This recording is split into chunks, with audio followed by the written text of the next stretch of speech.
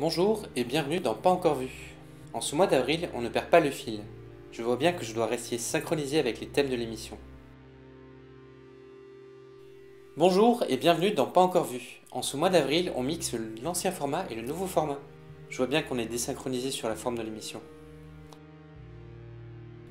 En ce mois d'avril, en version restaurée, ressort Vidéodrome.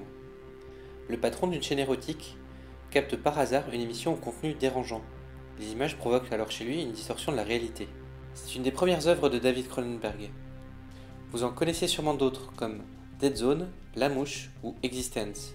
Sinon, je vous invite vraiment à les découvrir. En ce mois d'avril, en version restaurée, ressort Vidéodrome. Bon, je sais, c'est pas une nouveauté et je pense que beaucoup d'entre vous l'ont déjà vu. Le mois dernier, je vous parlais de Grave, de Julia Ducournau.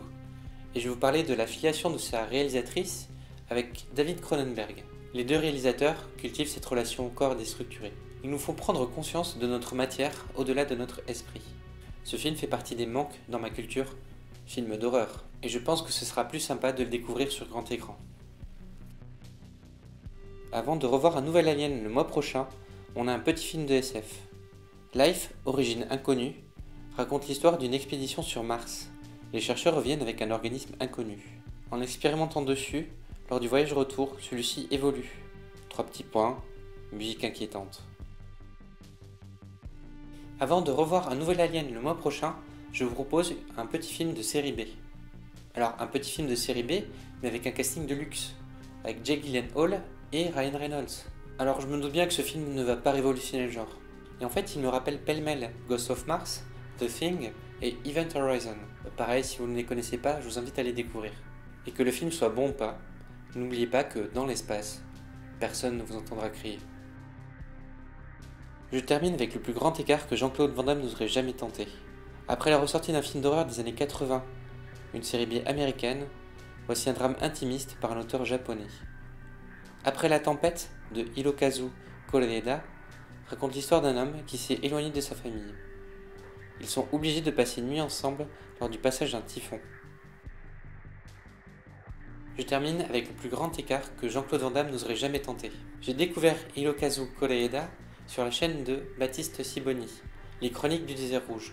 Je vous mettrai le lien dans la barre de description. Il a fait une vidéo très documentée sur le travail du réalisateur.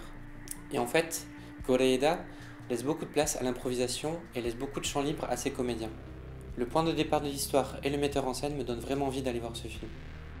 C'était l'épisode 4 de la saison 2 de Pas encore vu. J'ai voulu faire quelque chose de visuellement différent cette année. Mais ce qui était le plus important, c'était de vous faire parler de vos envies de cinéma et de vous faire réagir sur les films. Et vous avez toujours cette place sur les réseaux sociaux. C'était l'épisode 4 de la saison 2 de Pas encore vu. Je voulais faire quelque chose d'aussi joli et aussi intéressant que les deux anciens formats de l'émission. Mais en fait, ce qui m'intéresse finalement, c'est si le nouveau format vous a plu et si vous avez appris des choses. Donc vous avez toujours cette place sur les réseaux sociaux. Aussi, n'hésitez pas sur YouTube, sur Facebook ou sur Twitter à venir discuter. On se retrouve le mois prochain avec d'autres films que je n'ai pas encore vus. Et d'ici là, allez au cinéma.